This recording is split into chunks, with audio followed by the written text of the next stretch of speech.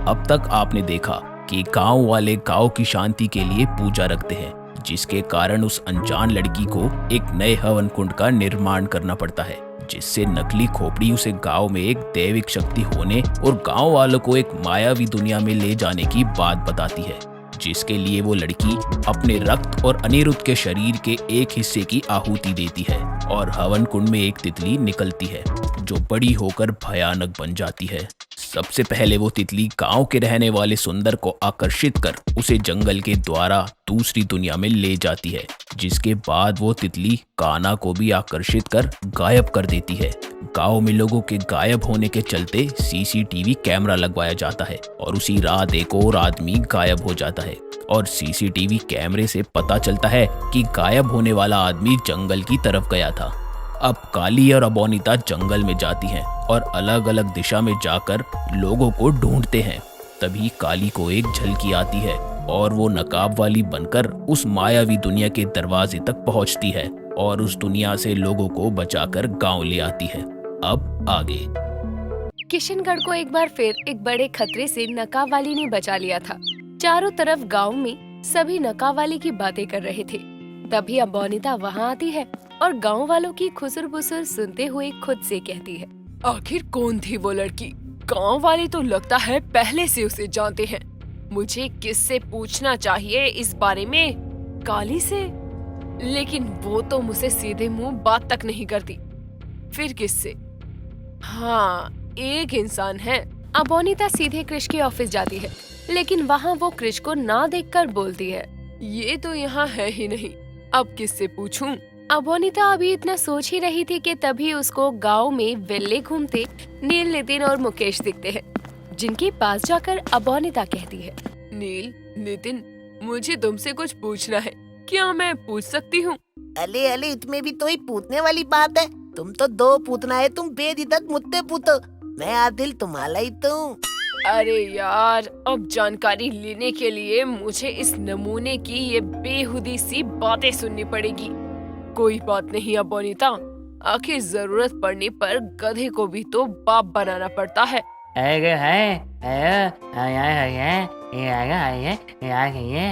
नील इतना बोलकर मुकेश को वहाँ से खींचकर लेकर चला जाता है, जबकि मुकेश को तो कुछ भी पता नहीं था कि क्या बात हो रही है। लेकिन उनके जाने के बाद अबोनिता नितिन से कहती है, नितिन, तुमको नकाब वाली के बारे में क्या पता है? मतलब वो लड़की कोई देवी वेवी है क्या? मैंने उसे जंगल वाले कांड के समय देखा था, तब पता चला कि इस गांव में कोई नकाब वाली भी है जो सबको बचाती रहती है। आखिर क्या है उसका सच? कब से है वो इस गांव में? नताब वाली दा इतिहास जानना चाहती हो तो फुलतत में बैठना पलेदा तुम तो। तलो नदी किनारे बैठल तुम तो ताली बात बताता हूँ, वो भी तुलू थे। तैते इद्दाओं में नताब वाली आई। क्या क्या झेलना पड़ेगा इस जानकारी के लिए। काली स्कूल में बच्चों को पढ़ा रही थी, लेकिन उसके दिमाग में अब भी जंगल वाली बातें ही घूम रही थी कि वहाँ अबोनिता कैसे आई, जिसके चलते वो परेशान होकर खुद से कहती है, आखिर अबोनिता बिना मेरी मदद के उस मायावी दुनिया से बाहर कैसे आ गई? शायद इसलिए आ गई क्योंकि वो दुनिया तबाह होने लगी थी। लेकिन अगर वो दुनिया तबाह हो गई थी और अबोनिता बाहर आ गई, तो फिर वो आदमी क्यों बाहर नहीं आया? कुछ समझ नहीं आ रहा। काली खुद से बातें कर रही थी कि तभी अमोली और पीहू काली से बोलते हैं, टीचर जी, टीचर जी। हाँ मोली, पीहू, क्या बात है? टीचर जी, हमारे गांव में भी एक सुपर हीरो है ना, वो जो काले कपड़ों में आती है। माँ ने मुझे कहानी सुनाई थी कि जब कोई हमें बचाने आता है तो वो सुपर हीरो होता है, और वो नकाब वाली हमेशा गांव वालों को मुसीबत से बचाती है। पागल, वो हीरो नहीं हीरोइन हुई ना। तुम भी ना कैसी बातें करती हो? लड़की को हीरोइन बोलते हैं, है ना टीचर जी? हाँ पीहू, सही कहा। और वो नकाब वाली हमेशा गांव की मदद के लिए आगे रहती है, इसलिए हम उसको इस गांव का हीरो या हीरोइन दोनों ही कह सकते हैं। नितिन अबोनिता के साथ नदी किनारे आ जाता है और एक जगह आराम से बैठकर बोलता है, अत्ता, अब ध्यान से तुन्ना तीत है। पता है दाव में दब भी मुसीबत आई है। नताब वाली ने दाव वालों तो तमदाया और बताया दोनों है। एक बाल दब दावती ललती लानो।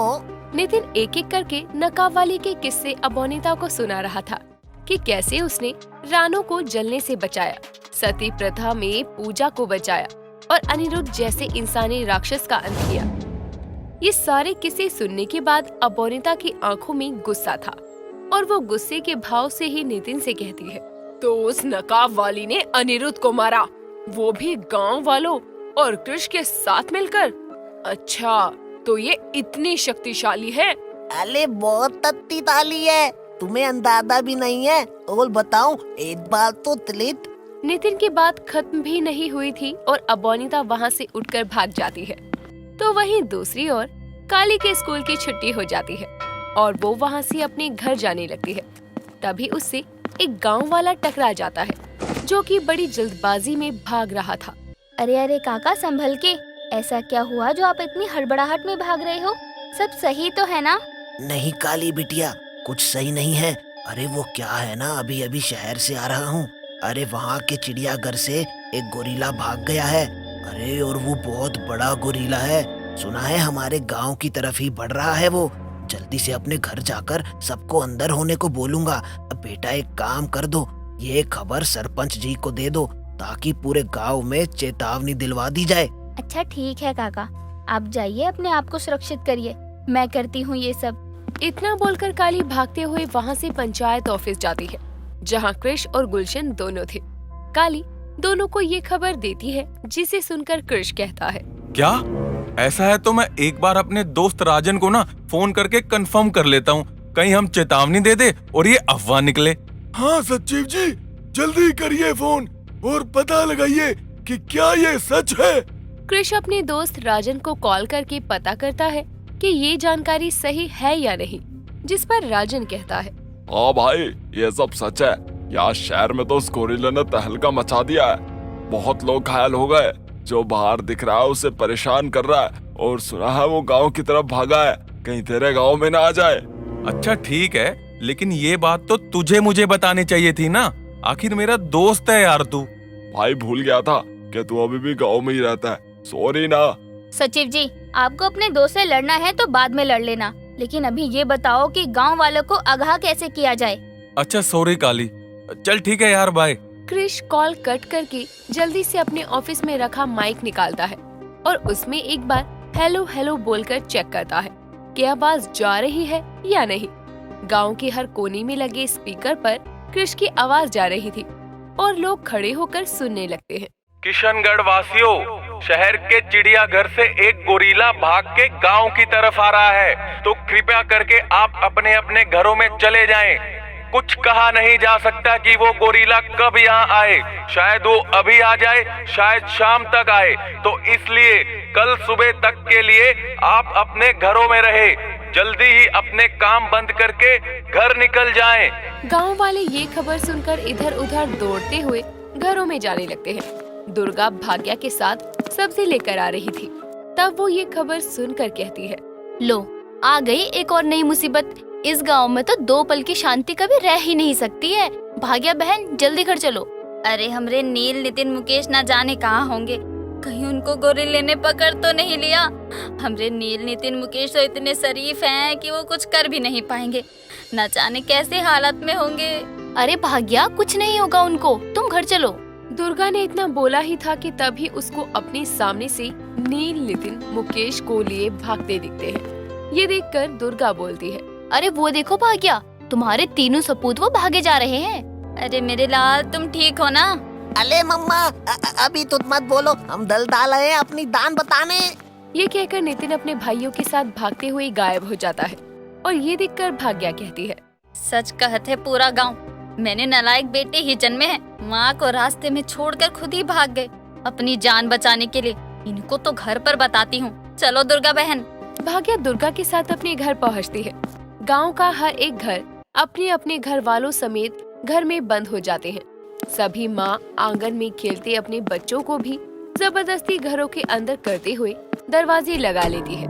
तो वहीं पंचायत ऑफिस में मौजूद कृष गुलशन को अपनी बाइक पर घर छोड़ने जाने लगता है और काली से बोलता है, काली तुम घर जाओ, मैं सरपंच जी को उनके घर छोड़कर आता हूँ। ठीक है सचिव जी, और जल्दी ही आ जाना वापस। इतना बोलकर काली अपने घर की ओर चल देती है। तो वहीं कृष बाइक पर सरपंच को छोड़ने निकल जाता है। महल में मौजूद लड़की अपने काले जादू के सामान को इधर उधर फेंकते हुए गुस्से में अनिरुद्ध के शरीर के टुकड़े जिस चीज में रखे थे उसके पास जाकर बोलती है, तो इस गांव वालों ने मिलकर मारा है आपको। मैं छोड़ूंगी नहीं इन गांव वालों को, और खासकर उस नकाब वाली को। हर एक को भारी कीमत चुकानी पड़ेगी आपको मारने की। और जब आप वापस इस दुनिया में एक नए शरीर के साथ आओगे तो ये गांव तबाही की आखिरी सीढ़ी पर होगा। अपने गुस्से में चूर वो लड़की सामान को इधर उधर फेंकने में लगी होती है। तभी हवन कुंड में जलती हुई आग में से अपने आप बहुत सारा धुआं उत्पन्न होता है और उस धुएं से बनी वो खोपड़ी उस लड़की के सामने प्रकट होकर कहती है, तो आखिर तुझे पता चल ही गया कि किसने खात्मा किया था तेरे इस करीबी रिश्ते का। हाँ, और अब मैं उसे और इस गांव को छोड़ूंगी नहीं। उसको बहुत शौक है ना इस गांव का मसीहा बनने का। सबसे पहले उसे ही खत्म करूंगी। ना रहेगा मसीहा और ना रहेगा इस गांव का सुरक्षा कवच। ये बदले की भावना को कुछ देर के लिए भुला दो, और ये देखो तुम्हारे लिए एक अच्छी खबर है। इतना बोलकर वो खोपड़ी उसके सामने धुएं का गोला बना देता है और उस धुएं में से एक बड़ा सा गोरिल्ला तबाही मचाता दिखता है। ये देखकर वो लड़की बोलती है, ये क्या है? तुम मुझे ये पागल जानवर की झलक क्यों दिखा रहे हो? तुमको बता रहा हूँ, बदला लेने के अलावा जो तुम्हारा दूसरा मकसद है उसका अगला शिकार ये है, समझी तुम? काली अपने घर पहुंचती है तो वहाँ बस दुर्गा होती है और काली को अकेले घर आते देखकर दुर्गा कहती है, काली, अब बोनीता कहाँ है?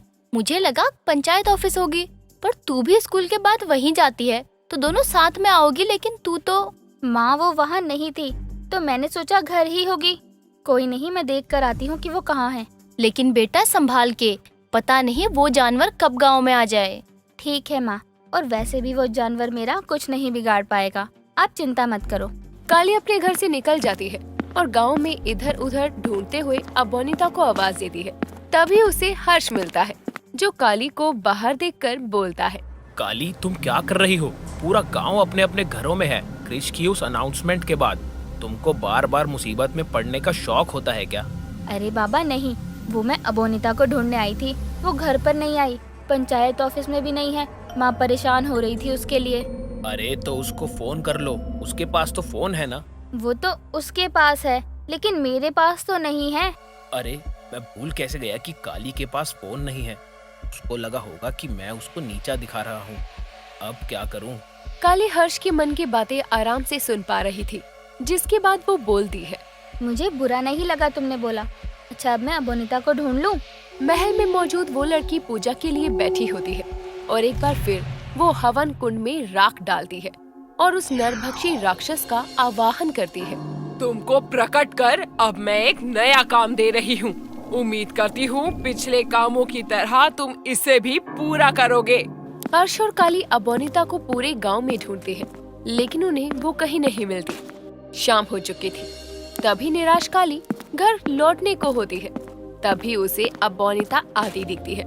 उसे देखकर काली भागकर उसके पास जाती है और बोलती है, कहाँ गई थी तुम?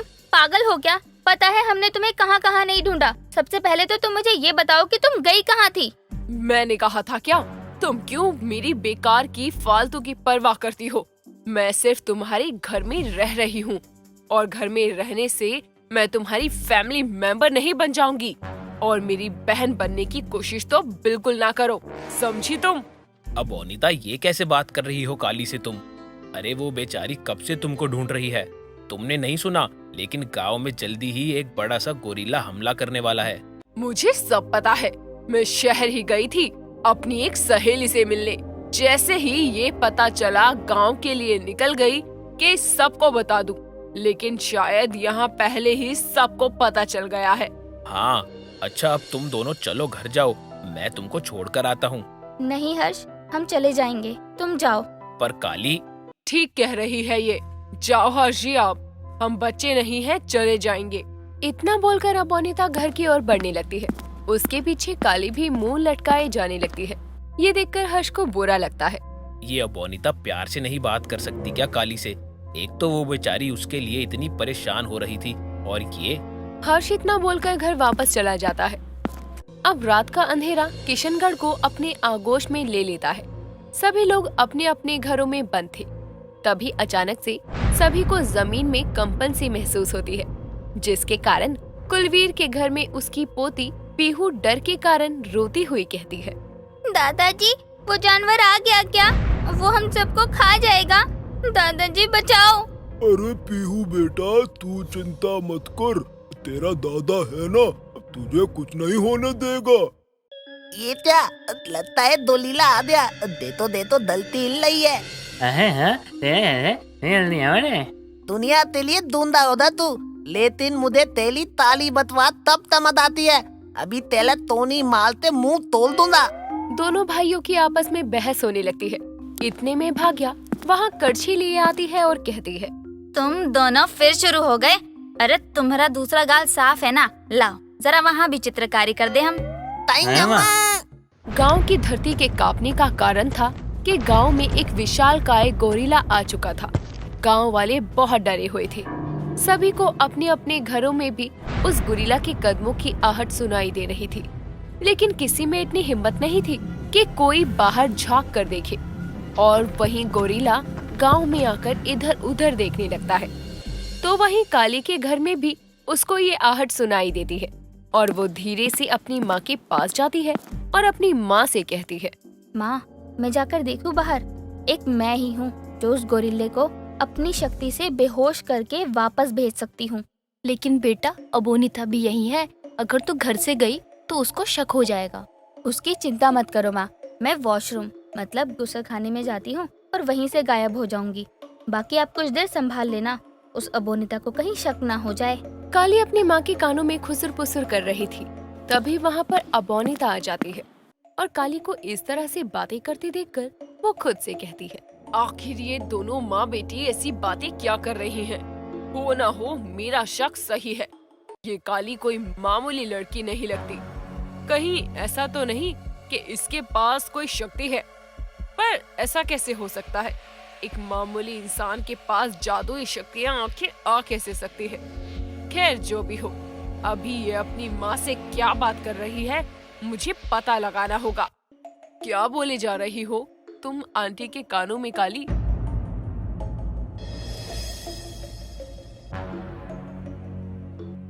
अबोनिता, तुम यहाँ क्या कर रही हो? काली, तुम भूल गई क्या कि मैं भी इसी घर में रहती हूँ? कहीं इसने मेरी बात तो नहीं सुन ली थी? तो अब बताओ कि क्या बातें हो रही थी? क्यों बताएं?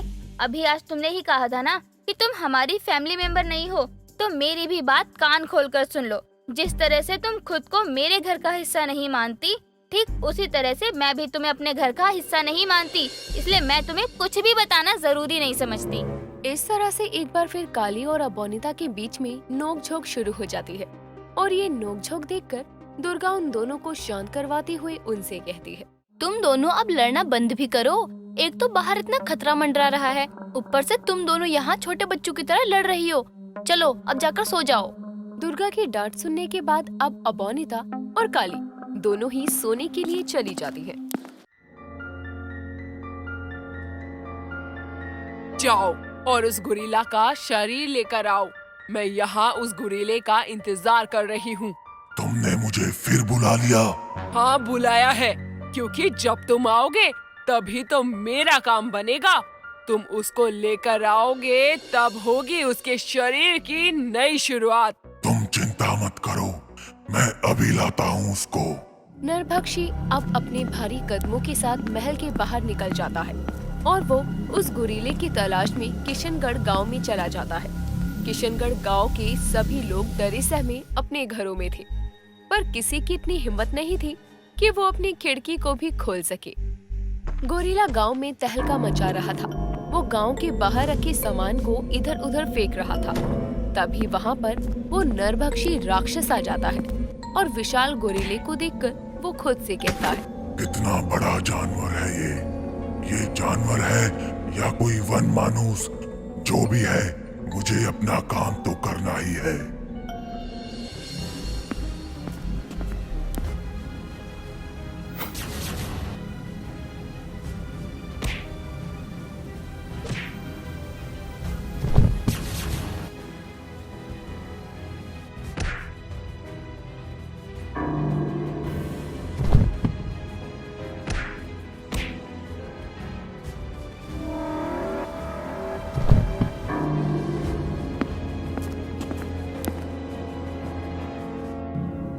तो आखिर आ ही गया मेरा असली हथियार।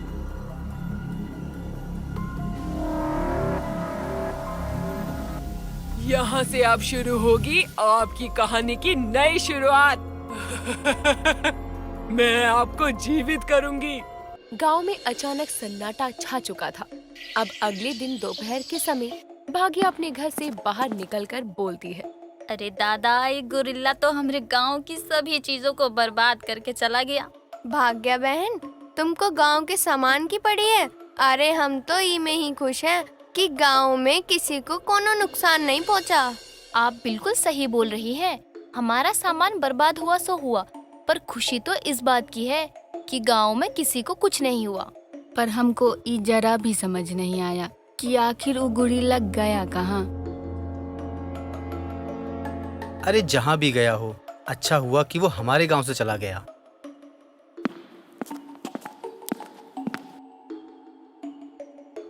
लगता है उस गोरिल्ला के जाने की खुशी सभी गांव वाले छोटी छोटी टुकड़ियों में मना रहे हैं। क्यों दुर्गा काकी? नहीं नहीं हर्ष बेटा, ऐसा नहीं है। हम सब तो उस गोरिल्ला के बारे में ही बात कर रहे थे। पर तुम इस तरह क्यों बोल रहे हो? हमारे अलावा और भी कहीं भीड़ जमा है क्या?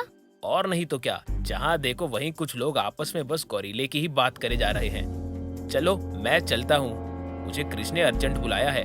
पर बेटा, अभी हम पंचायत ऑफिस से ही आ रहे हैं। वहाँ तो ताला लगा हुआ था। ताला लगा हुआ था? कोई बात नहीं काकी, मैं अभी कृष्ण को फोन करके पूछ लेता हूँ कि वो कहाँ है।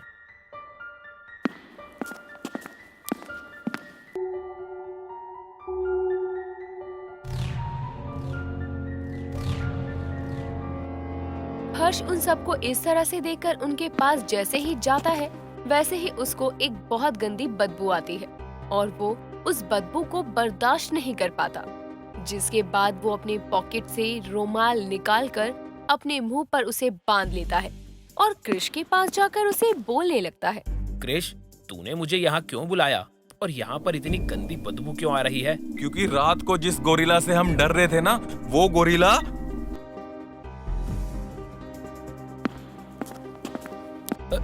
ये क्या है? ये गोरिल्ला तो, अरे इसका ये हाल किसने किया? ये तो हमें भी नहीं पता हर्ष। जब हमें इंस्पेक्टर पांडे ने बुलाया तब हम सब यहाँ आए और ये देखा। ये हाल किसी मामूली इंसान का नहीं लगता है। इस भयानक गोरिल्ला को कोई मामूली इंसान नहीं मार सकता। इस गांव में अगर कोई शक्तिशाली है तो वो है नकाब वाली। कहीं ऐसा तो नहीं कि इस गोरिल्ला को उस नकाब वाली ने मारा हो? अबोनिता की बात सुनकर कृष चिढ़ जाता है और चिढ़ते हुए अबोनिता से कहता है, अरे तुम जानती ही क्या हो नकाब वाली के बारे में? वो किसी की जान नहीं लेती, बल्कि वो तो लोगों की जान बचाती है।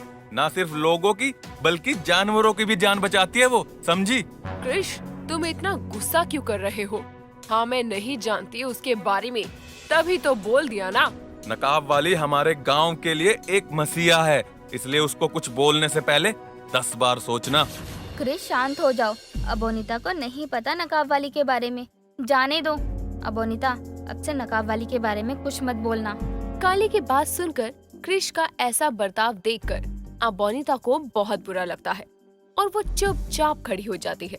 तभी उनके पास पांडे आता है और उनसे बोलता है, क्रिश जी, इस गोरिल्ला के शरीर को हमने काफी ढूंढने की कोशिश की, पर इसका शरीर कहीं भी नहीं मिल रहा है। अगर इसका धड़ गायब है तो इसका धड़ गया कहाँ? यही हम भी पता लगाने की कोशिश कर रहे हैं। मेरी टीम ने पूरे जंगल को छान मारा, पर कहीं भी कुछ नहीं मिला। पांडे जी, ये जो भी है इसका पता लगाते रहो। अगर कोई और मदद चाहिए तो हमें जरूर बताना। आखिर ये सब कर कौन रहा है और इस गोरिल्ला का धड़ गया तो गया कहाँ? आखिर क्या हो रहा है किशनगढ़ में? काली, हर्ष, अबोनिता और कृष वापस पंचायत ऑफिस जाते हैं। वो सभी को गोरिल्ले वाली बात बता देते हैं। हाय दैया, अब इतना बड़ा गोरिल्ला को कौन मार सकता है? वो भी ओका खाली खोपड़ा और दुगो हाथ ही हैं। आखिर ये गांव में हो का रहा है, पूजा कराने के बाद भी इस गांव में सुकून नहीं है। अरे वो सब तो ठीक है, लेकिन ये देखो ना कि वो गोरिल्ला मर गया और जिसने भी उसे मारा है अच्छा ही किया है ना। कम से कम गांव का खौफ तो खत्म हुआ। अरे ऐसे कैसे? अच्छा हुआ काका, हमारे गांव में कभी कोई जानवर इस तरह से नहीं मारा गया। पर अब ना जाने क्यों इस गांव में आए दिन यूं इस तरह अजीब वारदातें हो रही हैं। काली बिटिया की बात में दम तो है, पर जो भी हो हमें ये पता लगाना ही होगा कि आखिर हमारे गांव में ये सब क्या हो रहा है। ये सब बस एक घटना है या फिर इसके पीछे किसी की चाल है। किशनगढ़ से उस गोरीले का खौफ तो हट गया था, पर अभी भी सभी के जहन में बस यही सवाल चल रहा था कि उनके गांव में आखिर ये सब हो क्या रहा है। क्या ये सिलसिला यही इस गोरीले के साथ ही खत्म हो जाएगा या किशनगढ़ में नई सुबह एक नए खतरे के साथ होगी। जानने के लिए बने रहिए कहानी के अगले भाग तक।